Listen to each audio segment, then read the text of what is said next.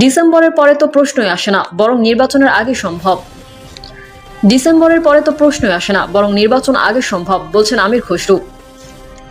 বিএনপির স্থায়ী কমিটির সদস্য আমির খসরু মাহমুদ চৌধুরী বলেছেন, সংস্কার নিয়ে রাজনৈতিক দলগুলোর দেওয়া প্রস্তাব একত্রিত করে ঐকমত্য হওয়া বিষয়গুলো প্রকাশে এক সপ্তাহের বেশি সময় লাগার কথা নয়। সেই ঐকমত্যের ভিত্তিতে সনদে স্বাক্ষর করে নির্বাচনের দিনক্ষণ ঘোষণা করা দরকার।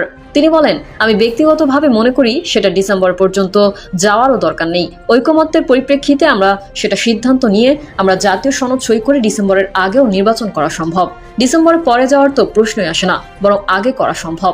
তিনি বলেন, ঐকমত্য কেউ সৃষ্টি করছে না, সবাই সবার মতামত দিয়েছে। সুতরাং যেসব জায়গায় ঐকমত্য হবে সেগুলো শুধু আমরা সংস্কারের মধ্যে নিয়ে আসবো, আর যেগুলো ঐকমত্য হবে না সেগুলো নির্বাচনের পরে যার যার ম্যান্ডেটের জন্য যাবে এবং ম্যান্ডেট নিয়ে সংসদে এসে এটা পাশ করবে।